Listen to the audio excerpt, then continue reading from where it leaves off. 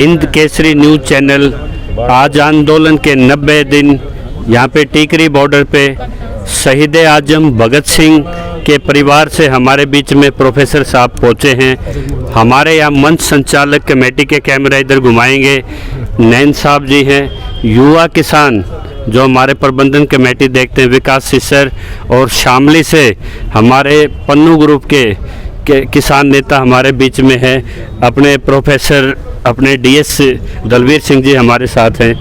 तो आपका यहाँ पे बहुत बहुत स्वागत है। बहुत बहुत धन्यवाद आपका। क्या आवश्यकता पड़ी कि जब ये स्थिति शिथिल थी दोनों तरफ से बातचीत की, तो पगड़ी संभाल जट्टा पगड़ी संभाल, एक बार वही कॉल किसानों को देनी पड़ी जो अजीत सिंह को आंदोलन में उस टाइम पे देनी पड़ी थी जब अंग्रेज भी इसी तरह कान बंद करके बैठे थे? बताएं। देखिए, हम अपने इतिहास में जीते हैं, वो हमारी धरातल होती है। तो कल का दिन जो था वो दो महारथियों का था। एक तो अजीत सिंह का जन्मदिन था और एक सहजानंद सरस्वती, स्वामी सहजानंद सरस्वती का जन्मदिन था, जिन्होंने एक्चुअली किसान मूवमेंट जो है मतलब उसको खड़ा किया। और प्योर उनका ये कहना था कि जब नेता किसान बनाते हैं तो वो अपने लिए किसान को इस्तेमाल करते हैं, लेकिन किसान की जिम्मेवारी नहीं लेते। तो किसान अपनी मतलब जिम्मेवारी बने। और उसी में जो है कि एक मतलब हमें, क्योंकि कई दफ़ा होता है कि हम इतनी लड़ाई लड़ रहे हैं, इसकी कामयाबी होगी कि नहीं। तो अजीत सिंह की वो जो मूवमेंट है, और उनके साथ उनके साथी सूफी अम्बा प्रसाद थे, उनके साथी लालचंद फलक थे। एक तरह के वो अकेले नहीं थे, मतलब ये हमें याद।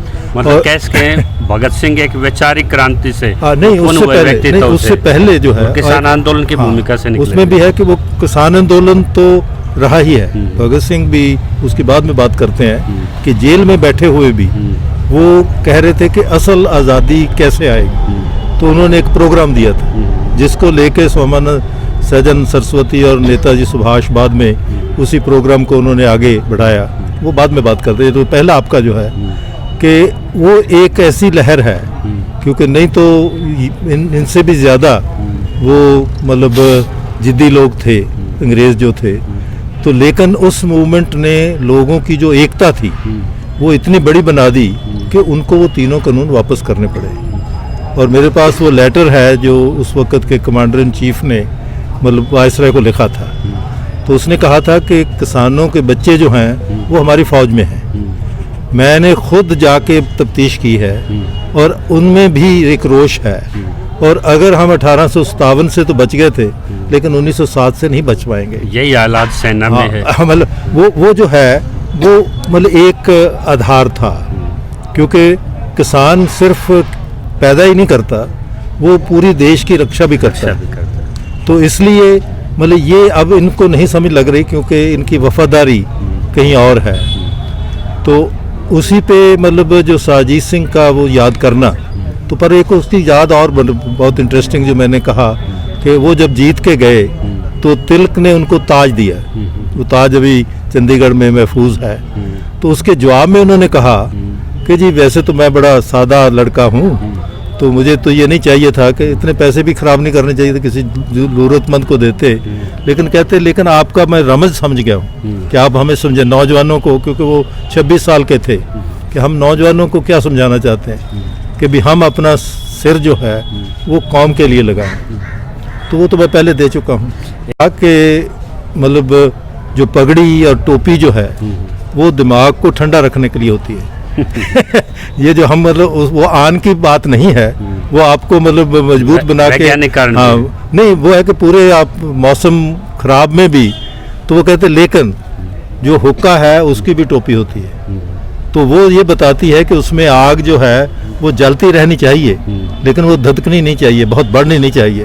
तो आप हम नौजवानों को बता रहे हैं कि हमारे दिमाग में वो जो लोगों के प्रति, किसानों के प्रति, देश के प्रति जो आग है वो हमारी जलती रहनी चाहिए, लेकिन धधकनी नहीं चाहिए। धधकनी नहीं चाहिए। और उन्होंने कहा कि एक बंदूक की गोली की टोपी होती है, और वो भी टोपी जो है वो बंदूक की गोली की शक्ति को पकड़ के रखती है। तो आप चाहते हैं कि हम नौजवान जो हैं वो मतलब रखें। तो मैं समझता हूँ कि ये मैसेज जिसको आगे मतलब लिया, और वो जो एकता पैदा की। आज मैं कह रहा था कि उसके बाद जो एकता पैदा की उसने हमें मतलब दीनबंधु छोटू राम दिए, क्योंकि वो एक सरकार थी जो धर्मों के ऊपर उठ के मतलब मुद्दों पे बनी। और उन्होंने मतलब मैं कहूँ कि आज के लोगों को उनसे ये सीखना है कि अगर कभी आपको ताकत मिले तो वो आप किसानों के या लोगों के हित में कैसे इस्तेमाल कर सकते हैं। तो सर जो दीनबंधु छोटू राम हैं वो हमें ये बताते हैं। और तीसरा जो है कि जो मतलब हमारे सहजानंद सरस्वती हैं वो ये बताते हैं कि असल में सन्यासी कौन होता है। दाढ़ी बनाने से सन्यासी नहीं बनता, वो है जो अपना पूरा जीवन जो है वो लोगों के लिए, किसानों के लिए लगा देता है। और आखिर पर भी तो वो उसी को, और उन्होंने नेताजी के साथ 40 में एक बहुत बड़ी किसान कॉन्फ्रेंस की थी जिसका अनुमान था कि साम्राज्यवाद से, अंग्रेज़ों से समझौता नहीं करना, गैर समझौता। हाँ नहीं, उन्होंने कहा कि नो कॉम्प्रोमाइज़ विद इम्पीरियलिज्म, वो नो कॉम्प्रोमाइज़ करके ही। और वो रामगढ़ में बहुत बड़ी कॉन्फ्रेंस थी। तो मतलब कि ये तीनों जो हमारे आज, तो हमें उनसे सीखना है और नौजवानों को ये सीखना है कि वो अपना जोश कायम रखें। तो जो नेताओं का, और जब वक्त आएगा तो फिर वो अपना जोश मतलब जैसे दीप सिद्धू और सिंघाना लखा, ये भी यूथ एनर्जी माने जाते हैं, तो ये उसको आप एनर्जी धधकती हुई एनर्जी में लगाएंगे या वो संतुलित एनर्जी? नहीं, वो संतुलित नहीं है। मतलब कि अगर आप एक, जो हमें सिखाया गया कि मतलब अर्जुन जो है वो क्यों बड़ा तीरधारी थी कि वो आंख में देखता था। अब किसान मूवमेंट तो आंख में देख रही है, भटके हुए तीर हैं। हाँ, मतलब अगर आप उसके बाहर इधर उधर जाएंगे मतलब वो चीज़ें बाद में हैं। तो इसलिए उनका फ़ायदा मतलब हमेशा दुश्मन उठाता है। ये भगत सिंह ने भी कहा कि हमारी वो गलतियां जो हैं उनका फ़ायदा जो है हमारा दुश्मन भी उठाता है और हमारे अपने लोग, खुदगर्ज लोग भी उठाता है। तो वो इसलिए भटक गए मतलब। और उसके पीछे कौन जोश दे रहा है, तो उसमें मतलब, और ये आज़ादी की लड़ाई में भी हुआ। हुसैन वाले में आपने देखा होगा, आपके दादाजी जब किसान आंदोलन लड़ रहे थे तो रात को बड़े देर सवेर किसी टाइम परिवार से कभी मिले होंगे, वरना सारा टाइम उनका प्रचार के लिए घर से बाहर और पुलिस से लुका छिपे में गुजरता था। जो यातनाएं आपके परिवार ने सही हैं और जिस तरह से उनकी मदद के लिए शहर के शहर खड़े हो जाते थे। नहीं, तो वो उसमें दो चीज़ें हैं। एक तो है कि 1857 से पहले जब पंजाब को मतलब कंपनी ने लिया तो उसकी आज़ादी के लिए, पंजाब इंडिपेंडेंट था उस वक्त, तो उसकी आज़ादी के लिए उनके परदादा जी सफत सिंह लड़े पुरानी, हाँ मतलब 1869 में। और उनको सजा दी गई जो आज भी सरकार करती है कि आपके जो रिसोर्सेज हैं उनको छीना जाए। तो उन्होंने कहा क्योंकि मतलब एक हिस्सा जो है वो पंजाब का ले लिया कंपनी ने और इनके दादा की आधी प्रॉपर्टी जो है वो छीन ली। लेकिन उन्होंने कहा कि ये कोई बात नहीं है, अगर वो जो जायदाद है मेरे हाल के नीचे नहीं है तो इसका फैसला मैं करूंगा कि ये कौन खेती करेगा, ये कंपनी वाले नहीं करेंगे। तो उन्होंने गरीब मतलब एक मुसलमान राई करके हैं लोग जो दरिया के किनारे पे बहुत मेहनत करते हैं, तो उनको ला के बैठा दिया। वो कहते कि मैं अपनी निजी जायदाद के लिए नहीं लड़ सकता, लेकिन आपको अगर कंपनी हटाएगी तो मैं आपकी लड़ाई लड़ूंगा। तो और उसके बाद मतलब 1857 आया जिसमें मतलब चला कि वो फिर वो उसी तरह लालच दिया गया। तो जब उनके पास संदेश आया कि आपकी वो जायदाद भी मिलेगी और जायदाद मिलेगी, तो उन्होंने कहा कि ज़िंदगी में सबसे बड़ा इम्तिहान उस वक्त होता है जब आप जायदाद और असूल में चुनते हैं। तो मैं अपने बच्चों को भी कह दूँगा कि आप असूल पे चलेंगे। असूल जो हमने अपने मतलब संतों से, गुरुओं से सीखा है कि जहाँ भी लोग लड़ें उनके साथ खड़े होना, मतलब उस असूल की पैरोकारी है। मतलब शहादत की परंपरा इनको मतलब कि हाँ, वहाँ वो जो बीज बीजा गया उससे 4 जनरेशंस लगातार लोगों के साथ खड़ी रही। शहादत तो फिर इंसिडेंटल है। एक बहुत बड़ा सवाल मैं आपसे पूछ रहा हूँ जी। कामरेड भी दावा करते हैं और आर्य समाज भी दावा करते हैं कि भगत सिंह हमारी परंपरा से थे, लेकिन जहाँ तक भगत सिंह को न्यूट्रल होकर पढ़ा जाता है, ना वो कामरेड थे ना वो आर्य समाजी थे, वो वर्ग संघर्ष की लड़ाई लड़ रहे थे जैसा आपने बताया। और जिस वर्ग की संघर्ष की लड़ाई को लड़ते लड़ते अंतिम दिनों में भी जेल में वो आपके हेक्टेयर्स कितने बीघा वो भी उनके पत्थर आज देखे जाते हैं। तो जिसके अंदर किसानी का इतना दर्द है, पंजाब ने ये साबित किया उस टाइम पे भी खेती और गांव किसान का डीएनए हो, या जो कॉरपोरेट साबित करना चाह रहा है कि देश कॉरपोरेट का हो, भूख तिजोरी में हो, आपकी रोटी सिलोज में हो। तो जब पंजाब हरियाणा को अगर मोदी साहब बिल्कुल एक तरफ 30 संसद को छोड़ने के लिए तैयार हैं, 30 सांसद आते हैं और पूरे जो रेस्ट ऑफ इंडिया है उसको अलग तरीके से हैंडल कर रहे हैं। तो इस दौरान आप आंदोलन को कैसे आगे बढ़ाने के लिए क्या रास्ता दें? पहला तो है कि हम अनाज की मंडी मांग रहे हैं, उन्होंने आदमियों की मंडी बना दी है। वो उनको खरीदते फिरते हैं, और जब तक उनको है कि हमारे पास हमारे धन देने वाले हैं तो हम इनको खरीद के, मतलब सरकार आप कुछ चुने, वो किसी को खरीद के सरकार बना लेते हैं। तो ये तो हमें, मतलब मेरा ख्याल किसी को कोई गलतफहमी नहीं रही। और दूसरा जो आप बात कर रहे हैं कि भगत सिंह मतलब हर चीज़ से सीखा है। साजिद सिंह की शादी जो है वो कसूर में हुई थी। वो बाबा बुल्ले शाह के, हमारे नानी जी, क्योंकि मैं उनके हाथ में पला हूँ, वो पूरा बुल्ले शाह का कल्चर लेके आए, सूफी कल्चर लेके आए। सुफियानी। अच्छा, फिर उसके बाद आर्या समाज से भी कुछ सीखा। आर्या समाज के साथ इसलिए गए कि जब हमारे नामधारी मूवमेंट जो है उसके 78 लोग जो शहीद किए गए, तो उसके बाद मतलब अंग्रेज़ों ने सिंह सभा बनवाई, तो वो उनके साथ नहीं गए। आर्या समाज के कुछ जो असूल थे, जो शायद आर्या समाज खुद भूल चुका है, उनका पहला था कि आपकी मुक्ति लोगों की मुक्ति के साथ जुड़ी हुई है। समाज के भले में अपना हाँ, मतलब अपना भला ढूंढे, मतलब व्यक्तिवादता से, मतलब फिर है कि जहाँ भी कहीं अकाल पड़ता तो मतलब हमारे नाना जी तीनों भाई वहाँ जाते और मदद करते। तो वो जो लोगों की मदद करने का है। और आपको ये बता दूं कि हमारे घर में मतलब 22 जो है यतीम पलते थे, वो सब शहीद हुए। क्या आप भी वहाँ ये वैदिक जीवन शैली जिंदा आपके? देखिए, मतलब वो आर्य शैली है, वो मतलब उसके वो मूल आप देखिए, छुआछूत नहीं होना चाहिए। हाँ, अगर आप छुआछूत करते हैं तो फिर आप आर्य समाजी नहीं। संगत, कुर्बानी, वो सारी चीजें, मतलब वो जो 4 असूल हैं वो आपको मतलब आगे बढ़ाते हैं। उसके बाद जो नए असूल हैं उसको भी भगत सिंह को किसी ने कहा कि तुमने केश कटा दिए, तो वो कहते कि ये तो एक परंपरा है हमारी कि हम पेट के लिए नहीं, देश के लिए बंद कटवाते हैं। बहुत बढ़िया। अभी तो मैंने सिर्फ केश कटवाए हैं, कल को मेरा गर्दन भी कटेगी। लेकिन अगर आप धार्मिक लोग हैं और इतने तंग दिल हैं कि आप एक दूसरे आदमी से बात भी नहीं करना चाहते, तो उस तंगदिली का मैं जरूर गिला करूंगा अगर गुरु गोबिंद सिंह के मिल गए। तो जो किंगली कहा, जो भी विचार थे उनके तरफ पे आधार पे। दूसरा जो है भगत सिंह का जो विचार है वो है कि नौजवान को अपने आप में स्वयं विश्वास कैसे पैदा करना, जिसको कई दफ़ा नास्तिकता कह देते हैं ना, वो तो उनको क्योंकि सवाल आया तो उन्होंने कहा कि मैं कैसे जी रहा हूँ, मतलब मेरा विश्वास अपने आप में है, मैं किसी बाहर वाली चीज़ पे विश्वास नहीं करता। तो ये बहुत मूल बात है कि अगर आप किसी भी बाहर वाले पे करेंगे, हम मतलब संकट आता है तो हम पाठ करने चले जाएं, तो इसका मतलब है कि मैं संकट को डील नहीं करना चाहता। तो वो भगत सिंह का ये है कि नौजवानों को हमेशा अपने आप में, और उसके लिए पढ़ना चाहिए।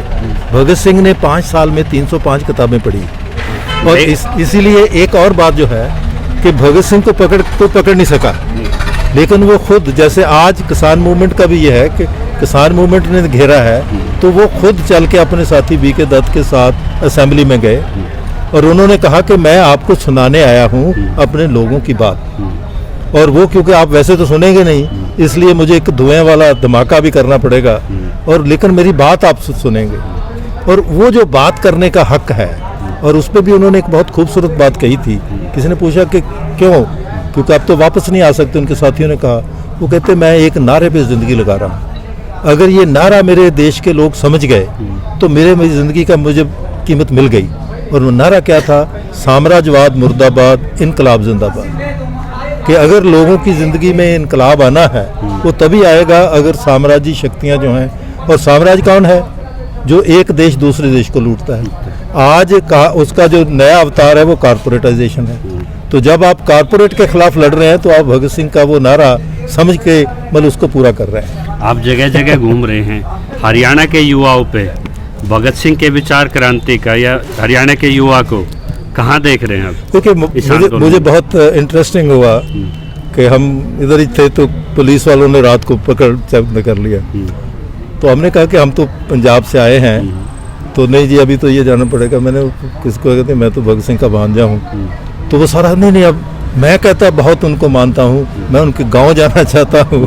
तो मतलब मुझे लगा कि मैं एक बात कही और उसने मान ली, तो नौजवानों में हमारा वो उसका उत्साह जो है वो हरियाणा में और भी ज़्यादा, क्योंकि हम एक घर में ठहरे। हरियाणा की हर तीसरी गाड़ी पे भगत सिंह नहीं, हम घर में ठहरे। मैं आपको, वो माता जी आए वो कहते मैं तो, मेरा पति जो है, हम तो भगत सिंह की रागनियाँ गाते हैं।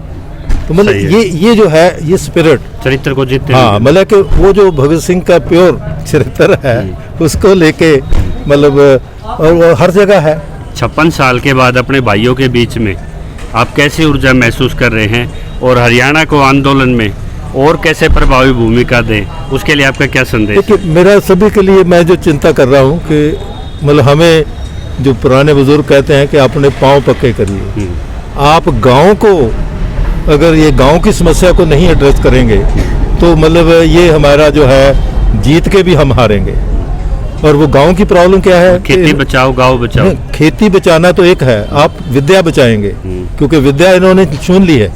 क्योंकि वो जो पुराना शास्त्र उनका कहता है ना कि किसी को अकल नहीं आनी चाहिए, क्योंकि अकल आ जाएगी तो वो बात करेगा, रास्ता बना देंगे, मतलब बात करेगा तो मतलब हमें जवाब देना पड़ेगा। यही तो आज हो रहा है। सवाल उठेंगे। हाँ, मतलब जब सवाल उठते हैं तो फिर आप बच्चियों से डर रहे हैं, मतलब आप नौजवानों से ज़्यादा डर रहे हैं।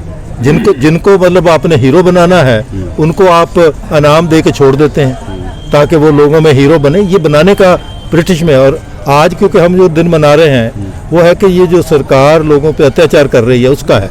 तो भगत सिंह के 2 लेख हैं।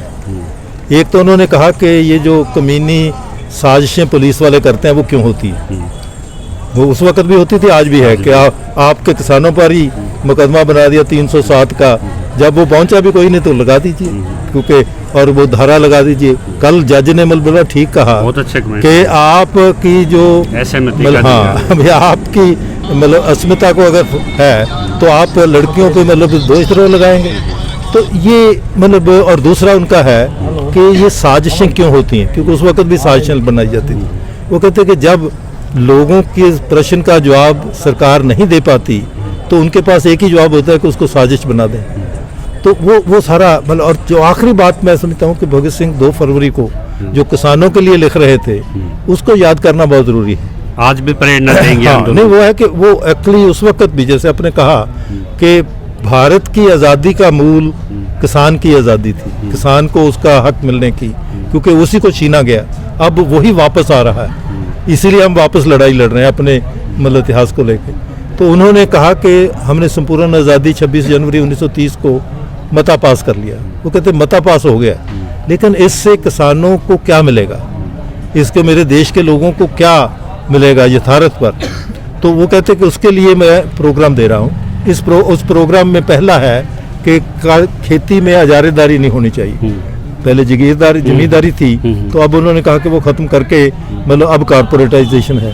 फिर उन्होंने कहा कि किसानों का कर्जा खत्म होना चाहिए, ये नंबर 2 है, क्योंकि किसान को कर्जा जो है, जिसके लिए एमएसपी की मांग कर रहे हैं, मतलब एमएसपी आप तो सिर्फ मांग रहे हैं कि जो हम खर्चा कर रहे हैं वो तो दो वापस, वही कर्ज है। हाँ, वो तो सरकार ने वही देखा है। अगर नहीं मिलेगा तो कर्ज होगा। जी, जी, जी। तो वो भगत सिंह ने कहा, भगत सिंह ने कहा कि इसके बाद जब हम ये प्रॉब्लम हल कर लेंगे तो फिर हम इकट्ठे बैठ के सोचेंगे कि गांव की खेती जो है वो उत्तम तरीके से कैसे की जाए।